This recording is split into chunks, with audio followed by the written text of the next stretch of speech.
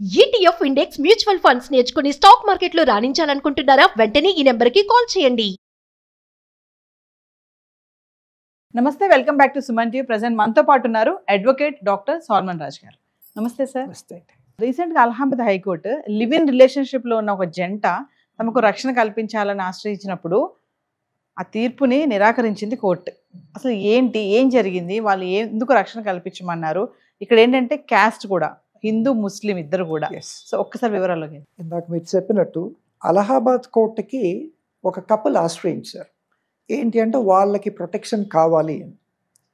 Protection ఏంటి అంటే protection against arrest, protection from filing cases and all that. So ఈ కేసులో మనం చూసుకుంటే ఏంటి అంటే అమ్మాయి హిందూ, అమ్మాయి ఒక పర్టికులర్ కమ్యూనిటీకి చెందింది, అబ్బాయి ఇంకో కమ్యూనిటీకి చెందింది.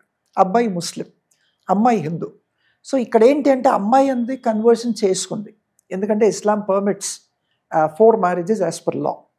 సో ఈ కన్వర్ట్ చేసుకుని వీళ్ళు లివ్ ఇన్ రిలేషన్షిప్లో ఉండి కోర్టుకి వెళ్ళి మాకు ప్రొటెక్షన్ కావాలి అంటే, అంతకుముందు long back, even 10 years back also supreme court ruled out for the sake of marriage if you convert in to Islam and if you commit multiple marriages, it comes under section 497 bigamy అని చెప్పి court 494 and 495 of bigamy of IPC అని చెప్పి categorically అప్పుడు already state చేసింది. మధ్యలో ఇట్లాంటి cases రాలేదు, మళ్ళీ ఈ మధ్యన వచ్చింది. ఏంటి అంటే అమ్మాయి వాజ్ కన్వర్టెడ్ అండ్ అందుకని కోర్ట్ ఏం చేసిందంటే నిరాకరించింది. ఫస్ట్ ఆఫ్ ఆల్ ఇక్కడ ఈ బ్యూటీ ఏంటి అంటే Allahabad court for the very first time Islamic Sharia, Islamic personal లాని కన్సిడర్ చేస్తూ ఆ లాని ఇస్లామిక్ లాని కోట్ చేస్తూ జడ్జ్మెంట్ ఇవ్వడం జరిగింది.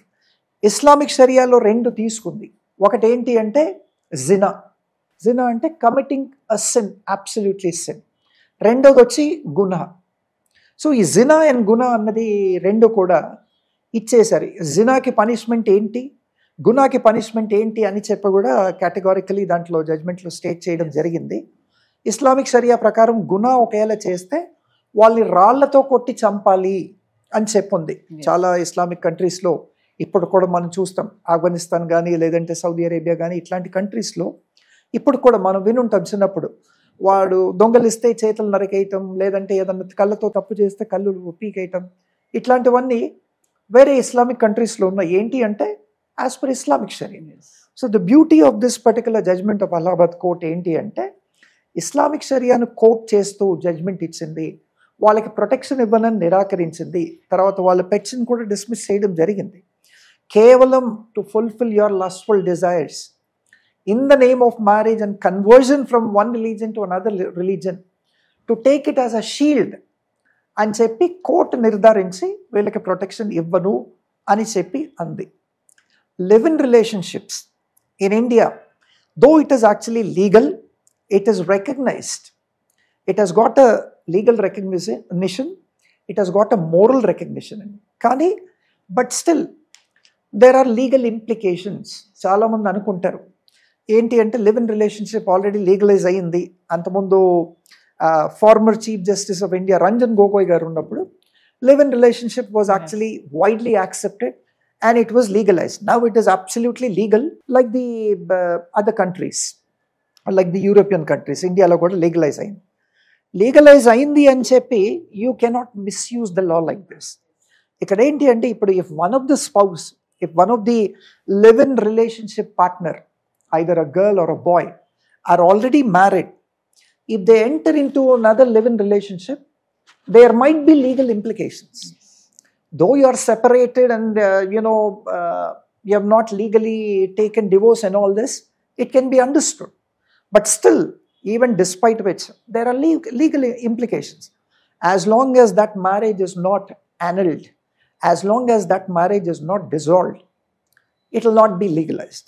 So, ade ippudu unmarried couple unnar anukondi, they can definitely enter into live-in relationship. Kaapothe already married అయి సబ్సిస్టింగ్ marriage ఉండి ఆ అమ్మాయితో కాపురం చేస్తూ పిల్లలతో ఉండి మళ్ళీ బయట ఇంకొక లివ్ ఇన్ రిలేషన్షిప్ పెట్టుకుంటే మాత్రం అది అండర్ సెక్షన్ 494 కింద చేయొచ్చు. అఫ్ కోర్స్ 494 అంటే మళ్ళీ while a spouse is already living, getting married to another spouse, is actually బైగమీ. Live in రిలేషన్షిప్లో బ్యూటీ ఏంటి అంటే ఇప్పుడు లాస్. సపోజ్ లివ్ ఇన్ రిలేషన్షిప్లో పిల్లలు పుట్టారనుకోండి, అంతకుముందు పిల్లల్ని ఇల్లెజిటిమేట్ చిల్డ్రన్ అనేవాళ్ళు. ఇప్పుడు అట్లాంటి రిలేషన్షిప్లో పిల్లలు పుడితే వాళ్ళకి లెజిటిమసీ ఇస్తుంది కోర్ట్. దాని తర్వాత they are made as inherits also, అంటే they can inherit the property and they have the right to inheritance. They are legally recognised as legal hairs.